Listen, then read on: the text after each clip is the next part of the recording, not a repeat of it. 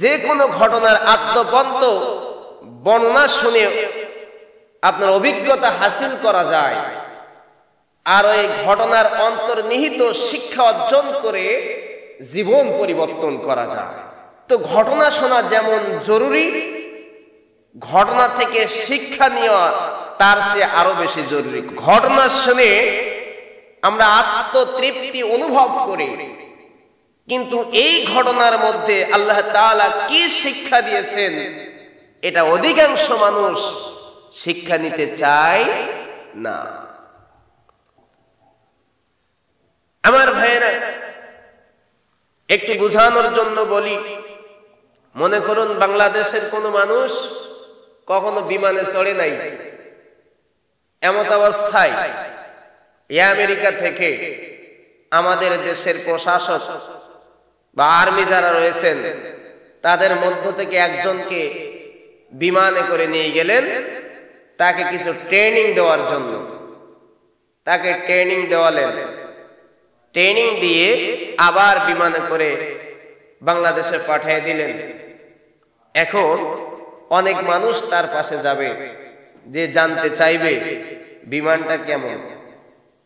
বিমানে যে সময় আপনি উঠছিলেন, উপরে ওঠার পরে এই ঢাকা শহরের বিশাল বিশাল বিল্ডিং গুলো দেখতে কেমন, ছোট্ট ছোট্ট, যে আমাদের বুড়িগঙ্গা নদী, পদ্মা নদী, এগুলো বিমান থেকে কেমন দেখা যায়, এটা মানুষ জিজ্ঞাসা করবে। কথা বলেন ঠিক কিনা?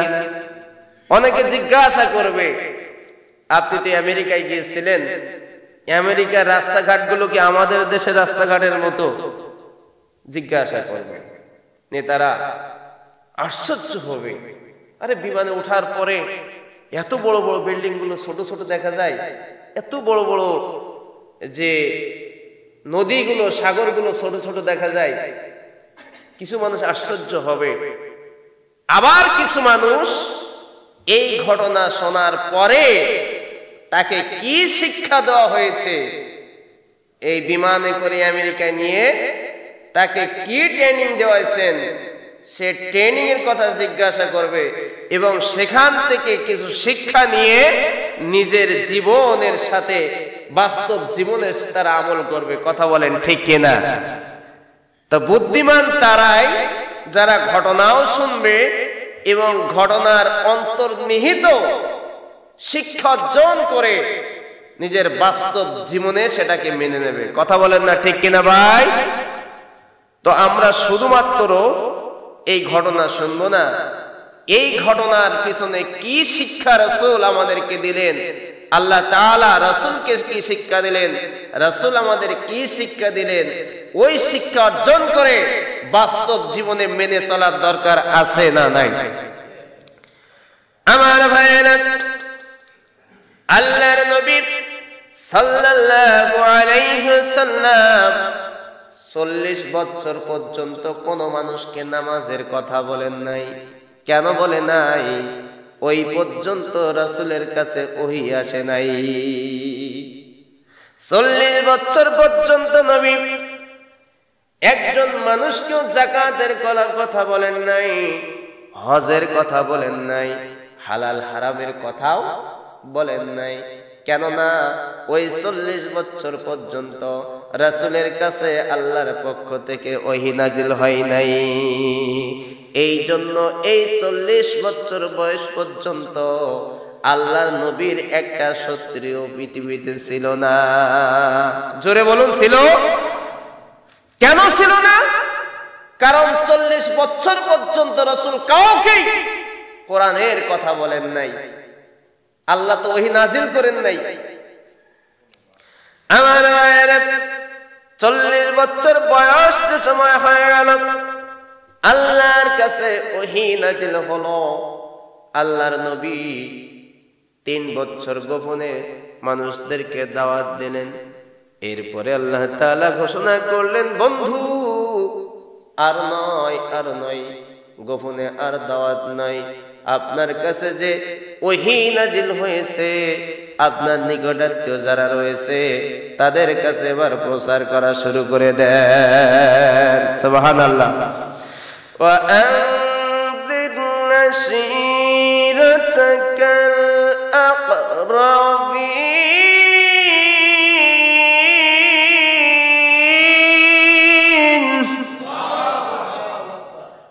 আল্লাহর নবী সাল্লাল্লাহু আলাইহি ওয়াসাল্লাম নিকটাত্মীয় যারা রয়েছেন তাদের কাছে এবার কোরআনের কথা বলা শুরু করে দিলেন, জান্নাতের কথা বললেন, জাহান্নামের কথা বলা শুরু করে দিলেন।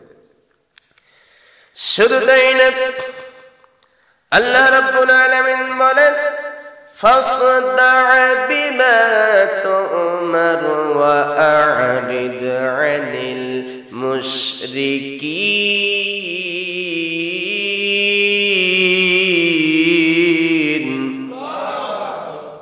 হে রাসূল, আপনাকে যে আদেশ করা হয়েছে তা আপনি প্রকাশ্য ঘোষণা করুন এবং মুশরিকদের উপেক্ষা করুন। কে খুশি হবে, কে অসন্তুষ্ট হবে এটা আপনার দেখার দরকার নাই। আমি আল্লাহ যে কালামে পাক আপনার কাছে পাঠিয়েছি আপনি প্রকাশ্য মানুষের কাছে এখন বলা শুরু করে দিন। এই ঘটনা আপনারা সবাই জানেন। আল্লাহ রাসূল সাল্লাল্লাহু আলাইহি ওয়াসাল্লাম সাফা পাহাড়ে উঠে ডাক দিলেন, ইয়া সাবাহা। এই ডাক দিলে পরে তখনকার সময় এই ডাক দিলে মানুষ সবাই একত্রিত হতো। যদি কোনো সংবাদ জানাইতেন বা কোনো শত্রু বাহিনী যদি অ্যাটাক করতে আসে, এমন কোনো ভীতিকর ঘটনা কেউ জানলে এই পাহাড়ের উপরে উঠে ইয়া সাবাহা বলে ডাক দিলে সবাই একত্রিত হতো। এখন ডাক দিয়েছেন আল আমিন মুহাম্মদ সাল্লাল্লাহু আলাইহি ওয়াসাল্লাম। আমার রাসূলের কণ্ঠ শুনলে পরে যে যেভাবে শুনছে সবাই চলে আসছে, আর যারা আসতে পারে নাই তাদের পক্ষ থেকে প্রতিনিধি পাঠাই দিয়েছে। আমার ভাইয়েরা, আল্লাহর নবী আবার বললেন, সংক্ষেপে বলে দেন, আল্লাহর নবী কোরআনের কথা বলা শুরু করে দিলেন। এই কথা যে সময় বললেন, আল্লাহ রাসূল সাল্লাল্লাহু আলাইহি ওয়াসাল্লামের চাচা আবু লাহাব বলে উঠল, তাব্বা লাকা ইয়া মুহাম্মদ ওয়া লিহাযা জামাআতানা। মুহাম্মদ, তুমি ধ্বংস হও, তুমি এই জন্য কি আমাদেরকে একত্রিত করেছো? আমার ভাইরা, সূরা লাহাব নিয়ে আমি আপনাদের সম্মুখে আলোচনা করেছি। যাই হোক, আল্লাহর নবী এভাবে যে সময় কোরআনের কথা বলা শুরু করে দিলেন, যেই সমস্ত মানুষগুলো আল্লাহর নবীকে আল আমিন বলতো সেই সমস্ত মানুষরা এখন রাসূলকে পাগল বলা শুরু করে দিল। কথা বলেন ঠিক কিনা? বোঝা গেল আপনি যে সময় কোরআনের পক্ষে থাকবেন, কোরআনের পক্ষে মানুষদেরকে ডাক দিবেন, তখনই কিছু কিছু মানুষ আপনার বিরোধিতা করবে।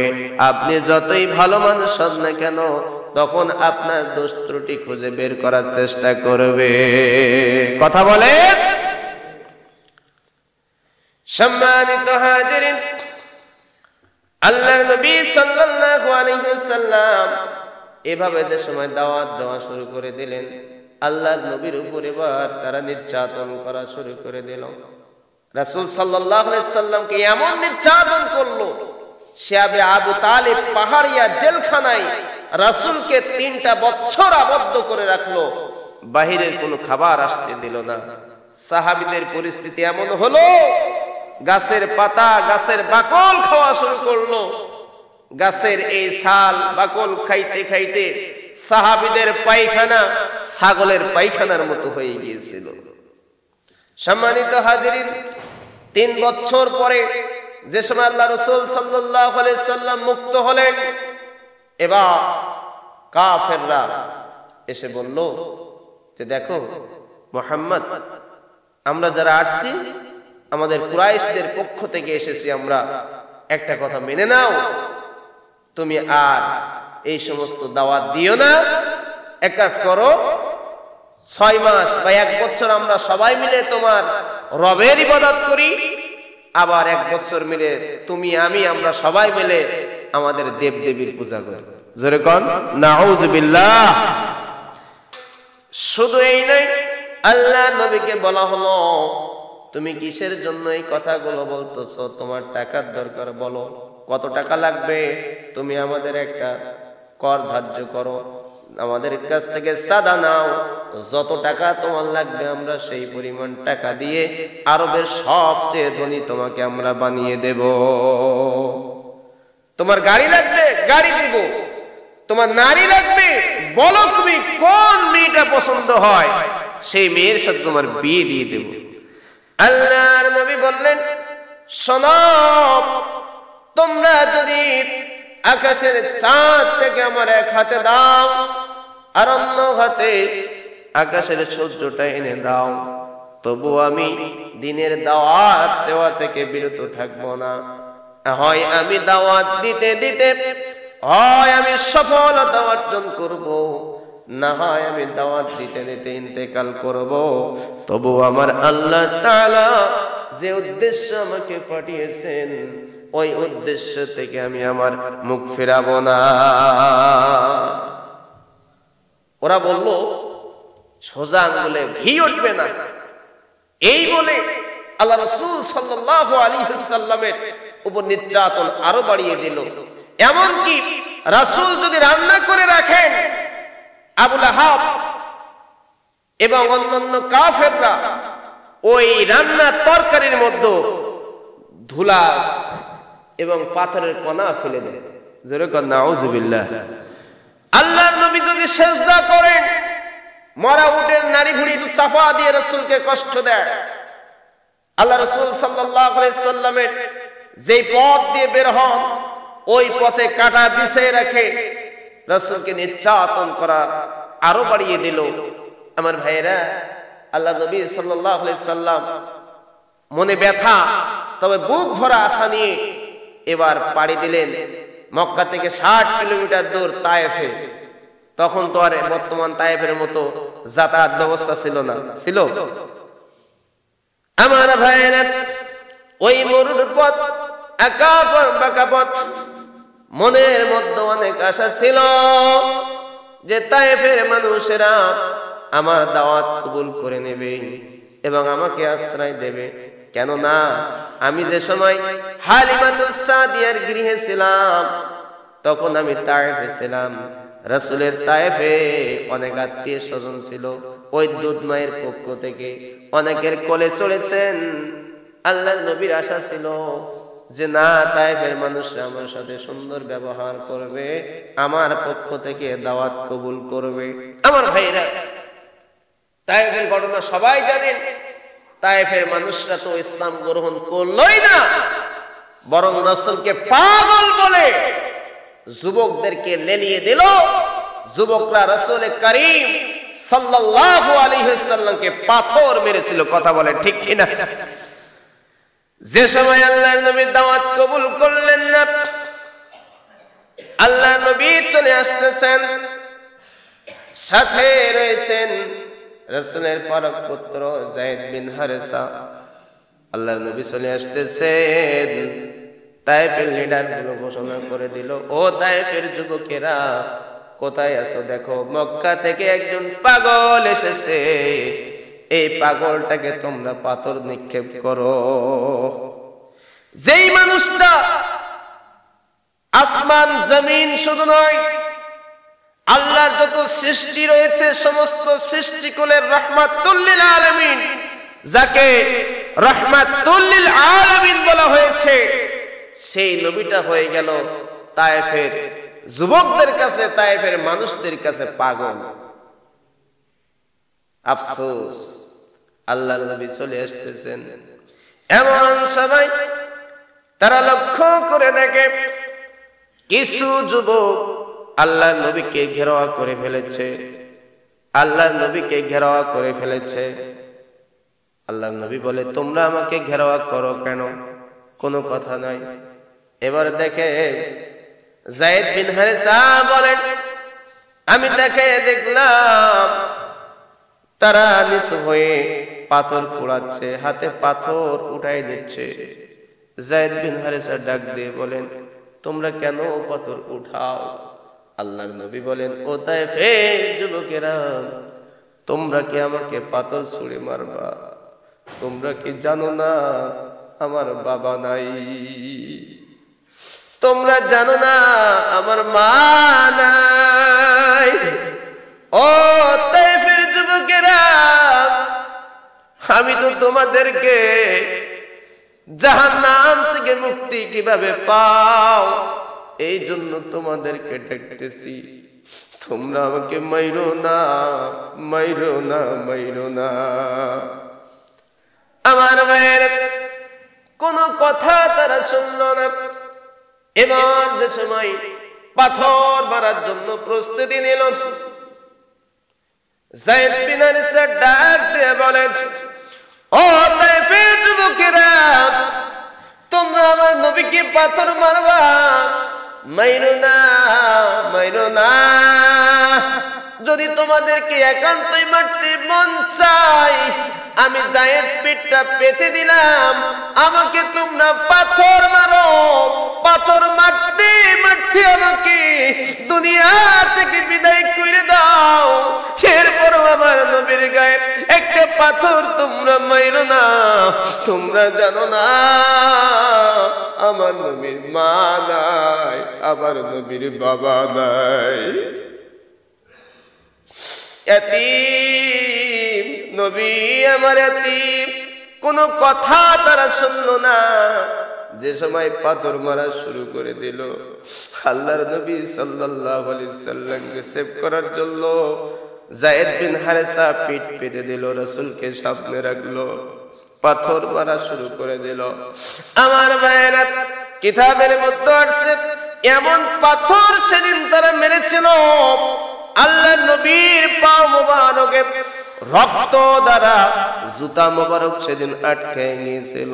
ফেরেশতা এসে বলল, ইয়া রাসূলুল্লাহ, একবার পারমিশন দেন, এই পাহাড় চাপা দিয়ে এই তায়েফের গোষ্ঠী আমরা সাফ করে দেই। আল্লাহ নবী বলেন, ও ফেরেশতারা, তোমরা যদি পাহাড় চাপা দিয়ে তায়েফবাসীদেরকে ধ্বংস করে দাও, তাহলে আমি কার কাছে পৌঁছাইব মধুর কালেমা লা ইলাহা ইল্লাল্লাহু মুহাম্মাদুর রাসূলুল্লাহ সাল্লাল্লাহু আলাইহি ওয়াসাল্লাম। আল্লাহর নবী সেখান থেকে মক্কায় চলে আসলেন। আমার ভাইরা, আসার পরে নির্যাতন তো আরো বেশি শুরু করে দিল, আর নির্যাতনের মাত্রা আরো বেড়ে গেল। এরপরেও রাসূলকে সবচেয়ে বেশি প্রোটেকশন দিতেন যিনি, তিনি ছিলেন আবু তালেব, রাসূলের চাচা। যদিও বা কালিমা পড়েন নাই, এরপরেও আবু তালেবের কারণে রাসূলকে শারীরিকভাবে নির্যাতন করার সাহস তখনকার মানুষ পাইতো না। সে আবু তালেব থেকে মুক্তির 6 মাস পরে রাসূলের চাচা ইন্তেকাল করেন। এরপরে 2 মাস মতান্তরে 3 মাস, অথবা কেউ কেউ বলেছেন 3 দিনের মাথায় রাসূলের স্ত্রী খাদিজাতুল কুবরা রাদিয়াল্লাহু তাআলা আনহা ইন্তেকাল করেন। রাসূল বড়ই মানসিকভাবে ভেঙে পড়েন। এই জন্যই রাসূল তায়েফে গিয়েছিলেন। এই বছরটাকে আমুল হুজুন বলা হয়, দুঃখের বছর বলা হয়। তায়েফে যাওয়ার পরেও তো ওরা কালিমা পড়লো না, বরং নির্যাতন আরো বাড়ায় দিল। এখন কি করব? রাসূল বড় পেরেশানিতে রয়েছেন। দুনিয়ার সব দরজা যে সময় বন্ধ হয়ে যায়, তখন একজনের দরজা খুলে যায়। বলুন না সেই দরজাটা কার? পৃথিবীর মানুষের চেষ্টা যেখানে শেষ হয়ে যায়, আল্লাহর রহমত সেখান থেকে শুরু হয়। কথা বলেন ঠিক কিনা? আল্লাহ ডাক দিয়ে বলেন, বন্ধু দিনের দাওয়াত দিতে বড় কষ্ট তুমি করেছো, আমি দেখেছি, তোমাকে আর কষ্ট করতে হবে না।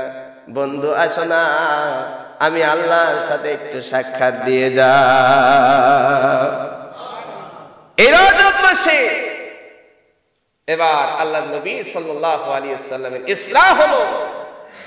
মক্কা থেকে বাইতুল মুকাদ্দাস গেলেন, সেখান থেকে 7 আকাশ পাড়ি দিয়ে সিদরাতুল মুনতাহায় রাসূল চলে গেলেন। সুবহানাল্লাহ। এখন কথা হলো কোন তারিখে গিয়েছিলেন? অনেকে বলে রজবের 27 তারিখ, এটা নির্দিষ্ট না। কেউ বলেন রজব মাসেই না, রমজান মাস। বিভিন্ন মত পাওয়া যায়। কথা হলো, কেন এই তারিখটা নির্দিষ্ট করা হলো না? এই জন্য নির্দিষ্ট করা হলো না যাতে মুসলমান মেরাজের শিক্ষা ও তাৎপর্য ভুলে গিয়ে কেবলমাত্র আনুষ্ঠানিকতায় বেঁধে না যায়। দেখেন না, শুধুমাত্র মেরাজ কি শিক্ষা আমাদেরকে দিচ্ছে, এই শিক্ষা আমরা গ্রহণ না করে এখন ওই মেরাজের ঘটনা নিয়ে আমরা পাগল হয়ে গেছি। এই জন্য আমরা উন্নয়নমুখী না হয়ে নিম্নমুখী হচ্ছি। আমরা মেরাজ নামক রূহটাকে বাদ দিয়ে এর কফিন নিয়ে আজকে আমরা মেতে উঠেছি। এই মেরাজের ঘটনা শোনানোর জন্যই কি আল্লাহ রাব্বুল আলামিন রাসূলকে 7 আকাশ পাড়ি দিয়ে সিদরাতুল মুনতাহায় নিলেন? না, রাসূলকে হাতে কলমে শিক্ষা দিয়েছেন। কারণ রাসূল সাল্লাল্লাহু আলাইহি সাল্লাম মক্কার জীবনে নির্যাতনের শিকার হয়েছেন। এবার রাসূল মদিনায় যাবেন, মদিনায় যে রাসূল আর কোন নির্যাতনের শিকার হবেন না। আমার বন্ধু মুহাম্মদ রাসূলুল্লাহ সাল্লাল্লাহু আলাইহি সাল্লামকে নিয়েছি। সুবহানাল্লাহ। যে রাসূল শ্রেষ্ঠ, রাসূল বিশ্ব নবী, এটাই তার একটা দলিল। আরো নিয়েছেন আল্লাহ তাআলার বাড়ি রয়েছে। বলুন না ওই বাড়িটার নাম কি? আরশে আযীম। অনেকে বলে আল্লাহ তাআলার কোন আকার নাই, নিরাকার। আমরা বলি না, আল্লাহ তাআলার আকার রয়েছে। আল্লাহ তাআলা শুধু আকার নয়, আল্লাহ তাআলার বাড়িও রয়েছে যেখানে আল্লাহ থাকেন। এ কথা কার? জোরে বলুন।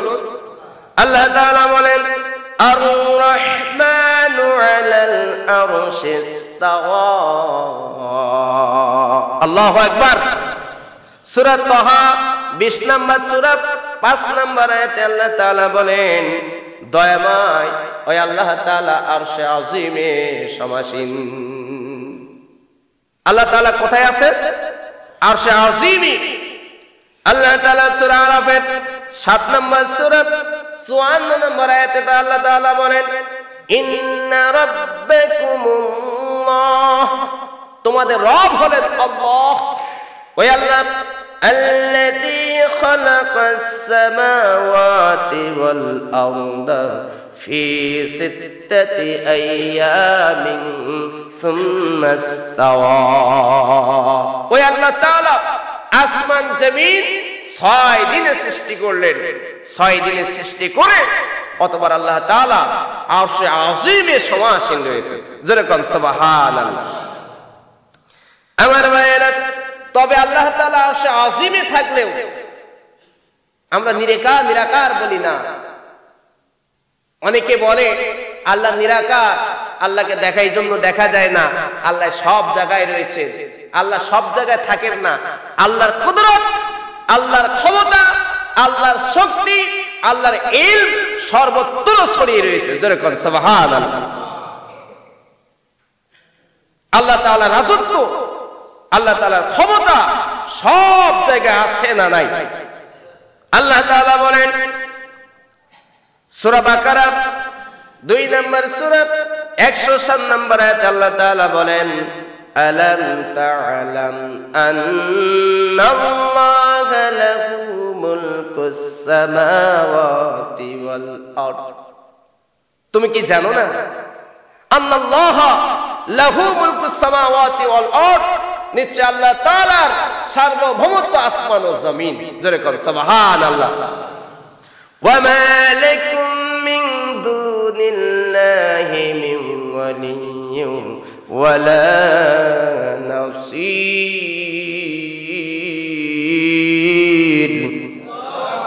আল্লাহ তাআলা বলতেছেন ওই আল্লাহ তাআলা ছাড়া তোমাদের কোনো সাহায্যকারী নাই, তোমাদের কোনো অভিভাবক নাই। মুমিনদের অভিভাবক হলেন আমার আল্লাহ।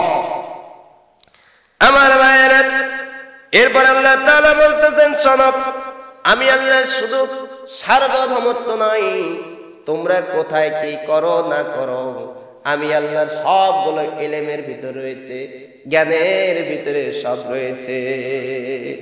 এখানে আমরা কি করতেছি না করতেছি পৃথিবীর আপনার মসজিদের বাইরের মানুষ না জানলেও একজন জানেন, তিনি কে? সন্দেহ আছে? শুধুমাত্র মসজিদে নয়, আপনি আমি কি করতেছি সেটা যেমন আমার আল্লাহ তাআলা জানেন, বিশাল মরুভূমিতে কি করতেছে সেটাও আল্লাহ জানেন। শুধু মরুভূমি নয়, সাগরের গভীর তলদেশে যেখানে পৃথিবীর কোন মানুষ জানে না, ওইখানে কোন প্রাণী রয়েছে, কি করতেছে, কি খাচ্ছে, সেটাও একজন জানেন, তিনি কে? আল্লাহ তাআলা বলেন সূরা তালাক 65 নম্বর সূরা 12 নম্বর আয়াত আল্লাহ তাআলা বলেন, আন্নাল্লাহু আলা কুল্লি শাইইন কাদির, আমি আল্লাহ সব কিছুর উপর ক্ষমতাবান।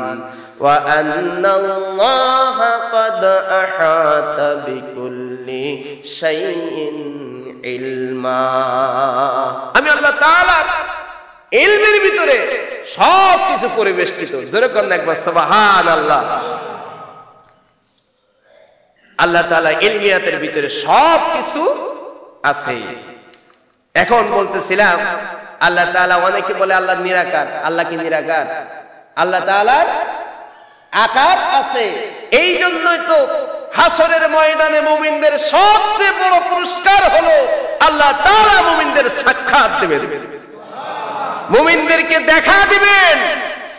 ওই আল্লাহ তাআলা বলেন, শোনো, আল্লাহ তাআলা যে সময় আদম আলাইহিস সালামকে সিজদা করলেন, আদম আলাইহিস সালামকে তৈরি করলেন, তৈরি করার পরে সিজদা করতে বললেন, সবাই সিজদা করলো, একজন সিজদা করলো না। বলুন না তার নাম কি? ইবলিস সিজদা করলো না। আল্লাহ তাআলা ইবলিসকে ডাক দিয়ে বললেন, ইয়া ইবলিস মা মানাকা আন তাসজুদা লিমা খলাকতু বিয়াদাইয়া, ও ইবলিস, তোমাকে কিসে বাধা দিল আমি যখন সিজদা করতে বললাম? আনতাসজুদা, তোমাকে সিজদা দিতে কিসে বাধা দিল? লিমা খলাকতু বিয়াদাইয়া, যখন আমি তাকে নিজ হাতে তৈরি করেছি, আমি নিজ হাতে সৃষ্টি করেছি আদমকে। ওই আদমকে সিজদা করতে বললাম, সবাই সিজদা করলো, তুমি কেন তাকে সিজদা করলে না? আস্তাকবারতা আম কুনতা মিনাল আলিন, তুমি কি অহংকার করলে নাকি তুমি নিজেকে অনেক মর্যাদাবান মনে করো যে সিজদা করলে না? তখন ইবলিস বলেছিল, আমি নিজেকে বড় মনে করি, আনা খায়রুম মিনহু, আমি তার থেকে উত্তম, আমি আদমের থেকে উত্তম। খলাকতানি, তুমি আমাকে সৃষ্টি করেছো মিনান নার, আগুন থেকে, ওয়া খলাকতাহু মিন তিন, আর আদমকে সৃষ্টি করেছো মাটি থেকে।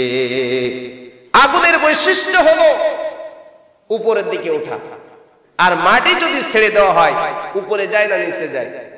বলতেছে আমি তো উত্তম, আমি তো বড়, আমাকে তুমি আগুন দ্বারা সৃষ্টি করেছো আর আদমকে সৃষ্টি করেছো মাটি দ্বারা, আমি কেন আদমকে সিজদা করব? সিজদা যদি করতেই হয় তাহলে আদমটা আমাকে করবে। আল্লাহ বলেন, ফাখরুজ, বের হয়ে যাও মিনহা, এখান থেকে বের হয়ে যাও। আমার ভাইরা, আল্লাহ তাআলা বললেন, আমি আদমকে নিজ হাতে সৃষ্টি করেছি। এখন বলুন না, আল্লাহ যদি নিরাকার হয় তাহলে আল্লাহর হাত আসলো কোথা থেকে? আমার ভাইরা, শুধু তাই নাই, আল্লাহ তাআলার যেমন হাত রয়েছে, আল্লাহ তাআলার কানও রয়েছে, আল্লাহ তাআলার চোখ রয়েছে। আল্লাহ তাআলা বলেন, লাইসা কামিসলিহি শাইউন, আমি আল্লাহর মতো কোনো কিছুর তুলনা হয় না। ওয়া হুয়াস সামিউল বাসীর, আমি আল্লাহ সব কিছু শুনি, আমি আল্লাহ সব কিছু দেখি। যদি আল্লাহ শোনেন তাহলে আল্লাহর কান আছে না নাই? যদি আল্লাহ দেখেন তাহলে আল্লাহর চোখ আছে না নাই? তাহলে ওই চোখ ওই কান কি আপনার আমার চোখ কানের মতো? জোরে কান, আল্লাহ আছেন 100%, আল্লাহ চোখ আছে, কান আছে, তাহলে ওই চোখ কান কিন্তু আপনার আমার মতো নয়। আল্লাহ বলতেছেন লাইসা কামিসলিহি শাইউন, কোনো কিছুর তুলনা হয় না আমি আল্লাহর মতো। আল্লাহ আছেন এটাও যেমন সত্য, আল্লাহর হাত আছে এটাও তেমন সত্য, আল্লাহর চোখ আছে এটাও তেমন সত্য, আল্লাহর কান আছেন যেমন সত্য, আল্লাহ একটা বাড়ি আছেন আরশ এটাও তেমন সত্য। কথা বলেন ঠিক কিনা? তবে আল্লাহর ইলমিয়াতের ভিতরে আমরা সবাই আছি, আল্লাহ সব জায়গায় পড়ে নাই, আল্লাহ সব জায়গায় এসে দাঁড়িয়ে নয়। তো আল্লাহ রাব্বুল আলামিন রাসূল করিম সাল্লাল্লাহু আলাইহি ওয়াসাল্লামকে মেরাজে নিলেন। রাসূল নিজে চোখে অনেক কিছু প্রত্যক্ষ করলেন, দেখলেন। দুনিয়ার অন্যান্য নবী রাসূলরা জান্নাতের কথা বলেছেন, জাহান্নামের কথা বলেছেন, পুলসিরাতের কথা বলেছেন, মিজানের কথা বলেছেন, কিন্তু তারা দেখে নাই। আল্লাহ তাআলা তাদেরকে জানাইছেন, তাই সেটা জেনে তারা উম্মতদেরকে বলেছেন। আর আমার নবীকে আল্লাহ তাআলা মেরাজে